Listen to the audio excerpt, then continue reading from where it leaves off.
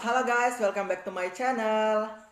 Jadi video ini adalah video lanjutan dari video aku yang kemarin. Jadi yang buat kalian yang belum nonton, kalian bisa tonton dulu video yang ini nih.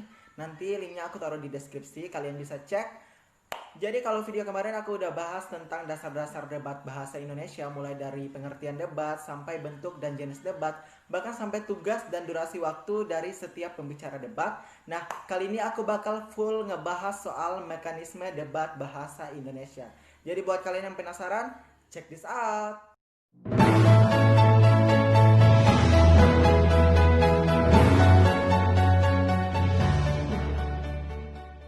Baik, dalam sistem debat Amerika yang digunakan dalam lomba debat bahasa Indonesia tingkat SMA di seluruh Indonesia, itu sistemnya maju satu per satu. Jadi, walaupun lombanya per tim, penilaiannya juga per tim, tapi yang maju ke podium untuk menyampaikan argumentasi itu satu per satu, guys. Jadi, bukan karena per timnya 3 orang terus tiga-tiganya langsung maju gitu, itu nggak kayak gitu, tapi majunya satu per satu. Jadi yang paling awal sekali maju untuk menyampaikan argumentasi itu adalah pembicara pertama dari tim pemerintah, disusul oleh pembicara pertama dari tim oposisi. Nah, lanjut lagi nih, pembicara kedua dari tim pemerintah, baru pembicara kedua dari tim oposisi. Lanjut lagi, pembicara ketiga tim pemerintah, baru pembicara ketiga dari tim oposisi. Nah, lanjut untuk pembicara balasan nih, itu dimulai dari tim oposisi dulu nih. Jadi untuk pembicara balasan itu dimulai dari tim oposisi untuk menyampaikan pidato penutupannya. Selanjutnya baru disusul oleh pembicara balasan dari tim pemerintah. Jadi istilahnya tim pemerintah ini tim yang memimpin lah ya, karena mereka yang memulai debat, mereka juga yang mengakhiri debat. Jadi kalau selama ini kalian mikirnya lomba debat bahasa Indonesia itu langsung main adu pendapat aja, no, kalian salah. Karena ini bukan debat kusir, debat ini ada mekanisme yang harus dipatuhi. Jadi masing-masing orang diberi waktu untuk berbicara di podium. Nah, karena sistemnya yang kayak gitu nih, makanya saat dia berada di podium, dia harus benar-benar bisa menguasai topik dan juga argumentasi yang akan dia sampaikan. Dia nggak bisa dibantu oleh teman-temannya nih, jadi hanya dia sendiri yang bisa menjawab interupsi atau ada selaan dari lawan. Jadi dia sendiri yang menyampaikan pidatonya, dia sendiri yang menyampaikan argumentasinya sampai dia kembali ke tempat duduk.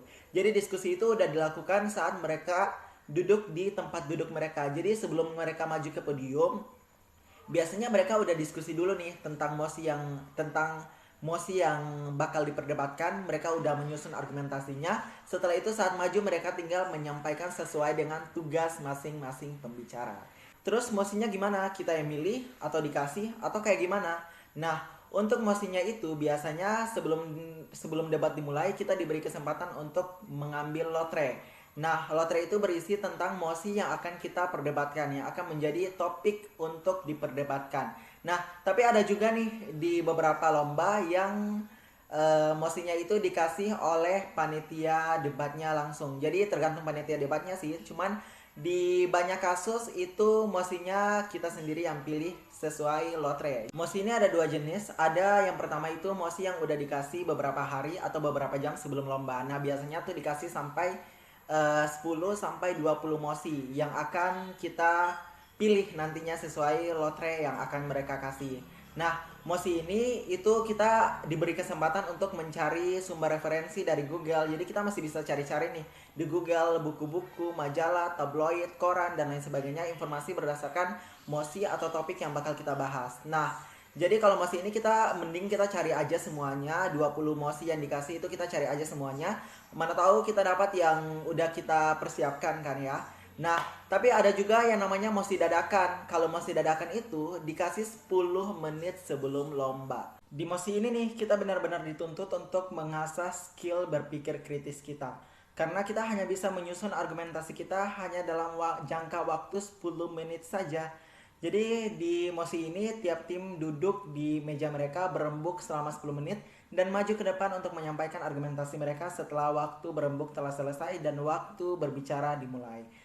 Nah, dan untuk penentuan pro dan kontranya sendiri nih juga menggunakan lotre. Jadi tiap tim itu memilih lotre, jadi sesuai hasil lotre mereka bisa dapat pro atau kontra. Jadi kalau kita masih baru banget di dunia debat dan belum tahu apa-apa, kita pasti mikirnya kita bisa setuju aja atau nggak setuju.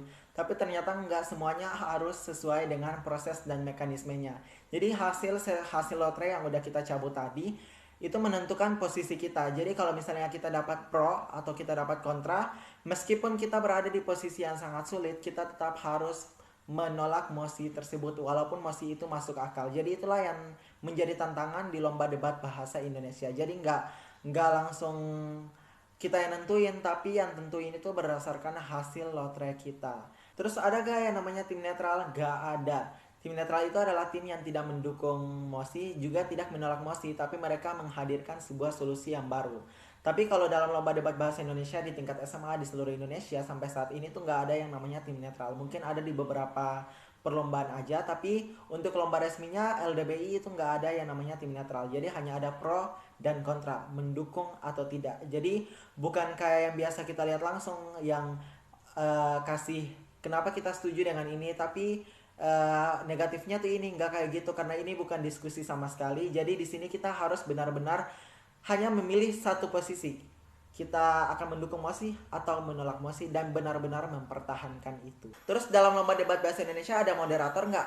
Ada moderator. Moderator itu tugasnya untuk memandu debat. Tapi tugas moderator di sini tuh nggak terlalu banyak. Moderator di debat bahasa Indonesia tuh tidak terlalu berperan penting karena tugasnya tuh hanya memanggil peserta untuk maju ke podium saya. Jadi kayak pembicara pertama dari tim pemerintah dipersilakan waktunya 7 menit dari sekarang. Hanya kayak gitu doang. Jadi nggak ada yang kayak menyampaikan mosi, menyampaikan topik, nggak ada. Semuanya itu full disampaikan oleh sang peserta debat. Terus di debat bahasa Indonesia ini ada juga yang namanya interupsi. Nah, interupsi ini adalah menyela pembicaraan si lawan bicara yang sedang si lawan debat yang sedang berbicara di podium. Nah, jadi saat kalian lihat nih yang bikin suasana semakin panas di lomba debat bahasa Indonesia itu karena adanya interupsi. Nah, jadi saat seseorang sedang berbicara di depan, kemudian ada sesuatu yang mereka sampaikan dan itu bertolak belakang dengan apa yang ingin Anda sampaikan, Anda bisa saja interupsi apa yang dia katakan. Nah, interupsi ini bisa ditolak dan bisa juga diterima oleh seseorang yang sedang berbicara di podium. Kalau misalnya kita sedang berbicara nih, terus ada lawan yang menginterupsi, saat kita merasa waktu kita masih banyak, kita bisa saja terima interupsi dari tim lawan. Jadi tinggal bilang silakan. Itu berarti kita memberikan mereka kesempatan untuk menyela pembicaraan kita. Tapi kalau misalnya kita rasa waktu kita sedikit, tinggal dikit doang, terus nggak sempat buat menerima interupsi mereka, kita tinggal tolak aja. Tidak, terima kasih, atau maaf. Pokoknya interupsi ini bisa diterima, bisa juga ditolak. Dan waktu untuk memberikan interupsi ini hanya 30 detik saja. Maksudnya saat Anda menyela pembicaraan orang lain, itu Anda menggunakan waktu mereka yang sedang berbicara di podium. Jadi waktu kita untuk menyampaikan interupsi kita tuh hanya batas maksimalnya 30 detik aja. Setelah 30 detik itu udah nggak masuk dalam penilaian. Jadi sepenting apapun poin kita nggak masuk dalam penilaian kalau kita bicaranya lebih dari 30 detik. Nah, terus interupsi ini juga ada ketentuannya. Jadi interupsi hanya bisa disampaikan setelah 1 menit pertama dan sebelum 1 menit terakhir saat seseorang sedang berbicara di podium. Nah, jadi untuk 1 menit pertama nih, biasanya setelah 1 menitnya ada kode tuh dari sang keeper time atau pemandu waktu. Jadi biasanya ada yang pakai palu, ada yang pakai bel, ada yang pakai lonceng. Nah, itu mereka biasanya diberi ketukan 3 kali. Jadi kayak tuk tuk tuk. Nah, itu tandanya kita udah bisa menginterupsi tim lawan. Terus sebelum 1 menit terakhir di akhir, sebelum 1 menit terakhir juga ada pemberitahuan kayak gitu. Jadi ada kodenya juga 3 ketukan.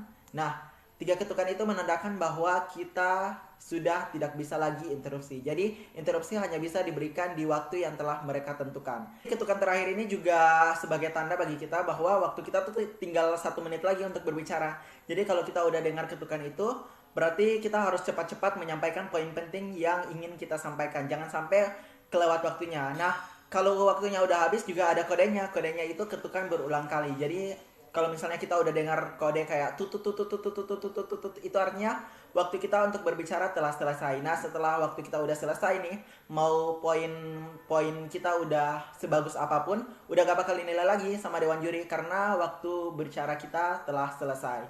Selain interupsi itu ada juga yang namanya sanggahan. Nah, karena interupsi itu bisa diterima, bisa juga ditolak. Jadi kalau misalnya ada interupsi kita yang ditolak oleh tim lawan, sebaiknya kita simpan saja poin-poin kita yang ingin kita sampaikan itu saat kita nanti maju ke depan. Jadi saat di waktu kita nih kita bisa saja menyampaikan sanggahan kepada tim lawan sebelum kita menyampaikan argumentasi kita. Jadi sanggahan itu menggunakan waktu kita sendiri saat kita berbicara di podium. Tapi kalau interupsi itu menggunakan waktu lawan saat kita menyela lawan yang sedang berbicara di podium. Jadi kayak gitulah perbedaannya. Kalau sanggahan ini biasanya gak terbatas waktu ya, karena itu ada di waktu kita. Jadi itu terserah kita, hak kita mau nyanggah berapa banyak pun dari tim lawan. Jadi kalau misalnya kita ngerasa oh ini nggak cukup nih di waktu interupsi, kita simpan aja, jadi nanti kita sanggah lawan pada saat kita maju berbicara. Nah, sanggahan ini hanya bisa diberikan oleh pembicara pertama dari tim oposisi, pembicara kedua dari tim pemerintah, pembicara ketiga dari tim pemerintah, terus pembicara kedua dan pembicara ketiga dari tim pemerintah. Apa sih yang nggak ada? Nah, yang nggak ada itu pembicara pertama dari tim pemerintah. Kenapa pembicara pertama dari tim pemerintah tidak bisa memberikan sanggahan? Karena mereka yang paling pertama maju. Karena pembicara pertama tim pemerintah itu yang paling awal bicara. Terus mereka mau sanggah siapa? Kayak gitu. Jadi belum ada seseorang sebelum mereka yang bicara. Jadi mereka tidak bisa menyanggah orang lain. Tapi kalau pembicara kedua atau pembicara ketiga tim pemerintah bisa, karena udah ada orang sebelum mereka yang berbicara. Jadi sanggahan ini diberikan kepada lawan saat ada sesuatu yang bertolak belakang dengan argumen kita. Kayak gitu. Jadi pembicara pertama dari tim pemerintah itu tidak bisa menyanggah, tapi pembicara pertama dari tim oposisi bisa menyanggah pembicara pertama tim pemerintah. Terus pembicara kedua tim pemerintah bisa menyanggah pembicara pertama tim oposisi. Pembicara kedua tim oposisi bisa menyanggah pembicara pertama dan pembicara kedua tim pemerintah. Terus pembicara ketiga tim pemerintah bisa menyanggah pembicara pertama dan pembicara kedua tim oposisi. Nah, yang paling asik nih pembicara ketiga tim oposisi karena dia bisa menyanggah ketiga-tiga sekaligus. Karena sebelum dia ada 3 orang yang berbicara dari tim lawan. Jadi dia bisa menyanggah pembicara pertama, pembicara kedua, dan pembicara ketiga dari tim pemerintah. Jadi kalau misalnya ada argumentasi yang salah, dia bisa sebutin semua, dia bisa sanggah semua kayak gitu. Kemudian yang paling akhir dalam lomba debat bahasa Indonesia ada juga yang namanya limitasi. Nah, limitasi ini berdasarkan asal katanya yaitu limit yang artinya batas, berarti limitasi ini adalah membatasi. Nah, limitasi ini adalah hak khusus dari tim afirmasi atau tim pemerintah atau yang biasa kita lebih kenal dengan tim pro. Nah, ini mereka bisa saja memberikan limitasi atas mosi yang sedang diperdebatkan. Jadi misalnya saya contohkan satu mosi nih ya. Teknologi membuat anak-anak malas membaca buku.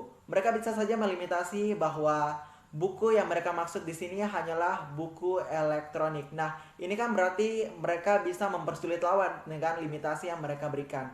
Kayak gitu. Jadi limitasi ini adalah hak khusus dari tim pemerintah. Tapi tim kontra bisa nggak? Tim kontra bisa. Kalau misalnya tim pemerintah tidak memberikan limitasi, maka hak itu diambil alih oleh tim oposisi. Tapi kalau misalnya tim pemerintah udah kasih, maka tim oposisi harus mengikuti limitasi yang udah diberikan. Jadi sebenarnya nggak ada ketentuan khusus-khusus banget sih. Tapi kalau misalnya tim oposisi melanggar limitasi yang telah diberikan oleh tim pemerintah, maka itu bisa mengurangi poin dari tim mereka sendiri. Jadi kayak gitu.